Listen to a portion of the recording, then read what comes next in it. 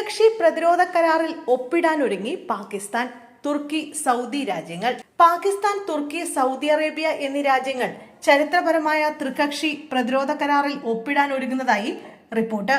ഈ നിർണായക കരാറിന്റെ അവസാനഘട്ട ചർച്ചകൾക്കായി തുർക്കി പ്രസിഡന്റ് റജബ് തയ്യിപ് എർദോഗൻ വെള്ളിയാഴ്ച സൗദി അറേബ്യയിലെത്തുമെന്നാണ് റിപ്പോർട്ടുകൾ.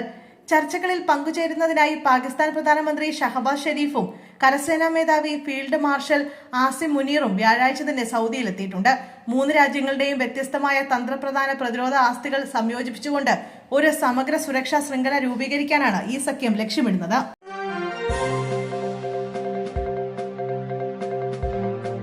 ഉത്തരേന്ത്യയിൽ അതിശക്ത മഴ. കേദാർനാഥ് യാത്ര നിർത്തിവെച്ചു. ഉത്തരേന്ത്യയിൽ ശക്തമായ മഴ തുടരുന്നു.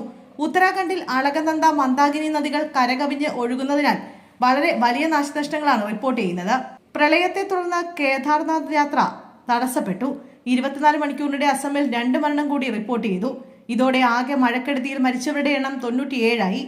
ബ്രഹ്മപുത്രയും പോഷക നദികളും കരകവിഞ്ഞൊഴുകിയതോടെ 10 ലക്ഷത്തിലധികം ആളുകൾ ദുരിതാശ്വാസ ക്യാമ്പുകളിലും താൽക്കാലിക ഷെൽട്ടറുകളിലുമായി കഴിയുന്നു. നിരവധി ഗ്രാമങ്ങളും കൃഷിയിടങ്ങളും പൂർണ്ണമായും ഒറ്റപ്പെട്ടു. സിക്കിം, മേഘാലയ, നാഗാലാൻഡ് സംസ്ഥാനങ്ങളിലും കനത്ത മഴയെ തുടർന്ന് മണ്ണിടിച്ചിലുണ്ടായി. നദീതീരത്തെ ക്ഷേത്രങ്ങളും കെട്ടിടങ്ങളും വെള്ളത്തിനടിയിലായി. തിൽവാരിക്ക് സമീപമുണ്ടായ ശക്തമായ മണ്ണിടിച്ചിൽ കേദാർനാഥ് ഹൈവേയിലെ ഗതാഗതം പൂർണ്ണമായി സ്തംഭിച്ചു. തീർത്ഥാടകരും പ്രദേശവാസികളും സുരക്ഷിത സ്ഥാനങ്ങളിലേക്ക് മാറാൻ നിർദ്ദേശം നൽകി.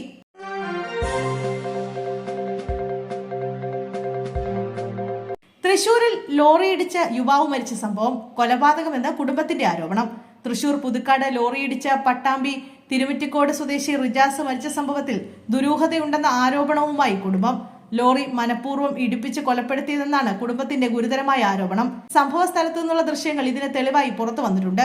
അപകടത്തിന് ഏകദേശം 15 മിനിറ്റ് മുമ്പ് ലോറി ഡ്രൈവറും റിജാസും തമ്മിൽ വാഹനത്തിന് സൈഡ് കൊടുക്കുന്നതുമായി ബന്ധപ്പെട്ട് വാക്കുതർക്കമുണ്ടായിരുന്നെന്നും കുടുംബം വ്യക്തമാക്കുന്നു.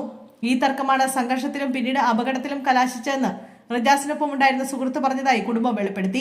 ബൈക്കിന് മുന്നിൽ സഞ്ചരിച്ചിരുന്ന കാറിലെ റിയർ ക്യാമറയിൽ പതിഞ്ഞ ദൃശ്യങ്ങൾ ഈ വാദങ്ങളെ സാധൂകരിക്കുന്നതാണ്. സംഭവത്തിന് സമഗ്രമായ അന്വേഷണം വേണമെന്നാണ് കുടുംബത്തിന്റെ ആവശ്യം.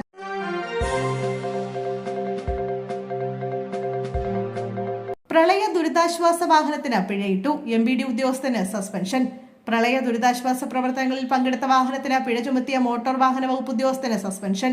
അടൂർ MVD സ്ക്വാഡിലെ ഉദ്യോഗസ്ഥനായ ലൈജുവിനെതിരെയാണ് ഗതാഗത വകുപ്പ് നടപടിയെടുത്തത്. അടൂർ ബൈപ്പാസിൽ നടന്ന വാഹന പരിശോധനയ്ക്കിടെയാണ് ആറന്മുളയിലെ പ്രളയബാധിത മേഖലകളിൽ ദുരിതാശ്വാസ പ്രവർത്തനങ്ങളിൽ സജീവമായിരുന്ന വാഹനം പിടികൂടുന്നത്.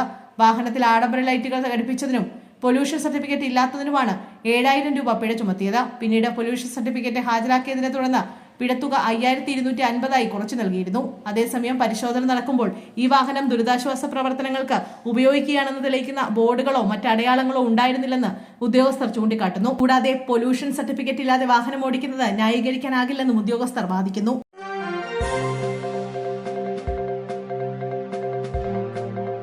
പ്രളയബാധിതർക്കുള്ള ധനസഹായം ഉത്തരവിറങ്ങി.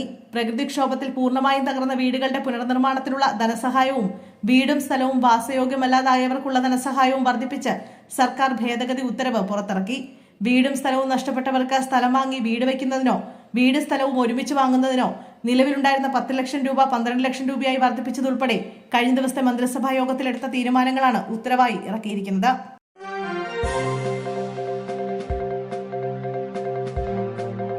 Red alert. വിനോദസഞ്ചാര കേന്ദ്രങ്ങളിൽ നിയന്ത്രണം. സംസ്ഥാനത്ത് റെഡ് അലർട്ടും ശക്തമായ മഴ മുന്നറിയിപ്പും നിലനിൽക്കുന്ന സാഹചര്യത്തിൽ വിനോദസഞ്ചാര വകുപ്പിനും ജില്ലാ ടൂറിസം പ്രൊമോഷൻ കൌൺസിലുകൾക്കും പ്രത്യേക ജാഗ്രതാ നിർദ്ദേശം സംസ്ഥാന ദുരന്ത നിവാരണ അതോറിറ്റി നൽകി. റെഡ്, ഓറഞ്ച് അലർട്ട് പ്രഖ്യാപിച്ച ജില്ലകളിലെയും സമീപ പ്രദേശങ്ങളിലെയും വെള്ളച്ചാട്ടങ്ങൾ, ജലാശയങ്ങളുമായി ബന്ധപ്പെട്ട വിനോദസഞ്ചാര കേന്ദ്രങ്ങൾ, മണ്ണിടിച്ചിൽ, ഉരുൾപൊട്ടൽ സാധ്യതയുള്ള മലയോര മേഖലകൾ എന്നിവിടങ്ങളിൽ മുന്നറിയിപ്പ് പിൻവലിക്കുന്നതുവരെ നിയന്ത്രണം ഏർപ്പെടുത്തണം. വിനോദസഞ്ചാരികൾക്ക് മുന്നറിയിപ്പുകളും അടിയന്തര സഹായ നമ്പറുകളും വ്യാപകമായി അറിയിക്കണമെന്നും 24 മണിക്കൂറും പ്രവർത്തിക്കുന്ന പ്രത്യേക കൺട്രോൾ റൂമുകൾ ആരംഭിക്കണമെന്നും സംസ്ഥാന ദുരന്ത നിവാരണ അതോറിറ്റിയുടെ നിർദ്ദേശത്തിൽ പറയുന്നു.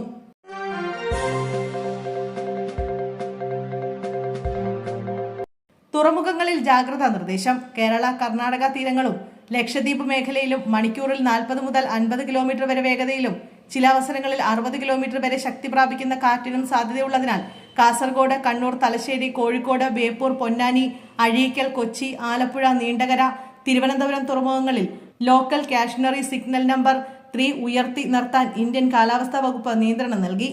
മത്സ്യത്തൊഴിലാളികൾ, ചെറുവള്ളങ്ങൾ, ബോട്ടുടമകൾ, തീരദേശ യാത്രക്കാർ എന്നിവർ അതീവ ജാഗ്രത പാലിക്കണമെന്നും കാലാവസ്ഥാ മുന്നറിയിപ്പുകൾ കർശനമായി പാലിക്കണമെന്നും ബന്ധപ്പെട്ട അധികൃതർ നിർദ്ദേശിച്ചു.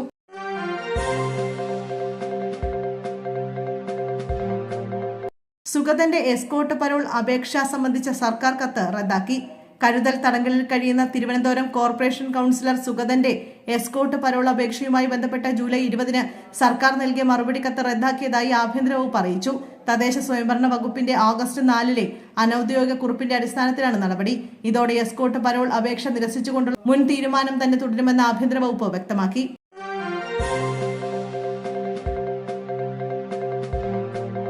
വാഷിംഗ്ടൺ ഡിസിയിലെത്തി ചർച്ച നടത്തി Thiruvananthapuram mayor. Thiruvananthapuram corporation mayor VB Rajesh Washington ഡിസിയിലെത്തി.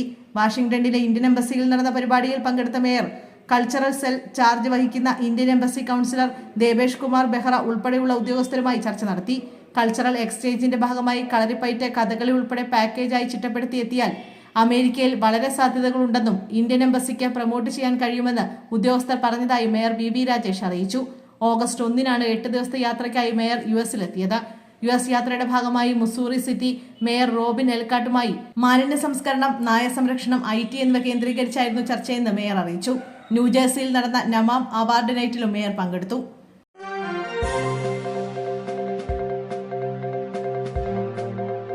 മത്സ്യത്തൊഴിലാളിയെ കാണാതായ സംഭവത്തിൽ കളക്ടറേറ്റിലേക്ക് മാർച്ച്.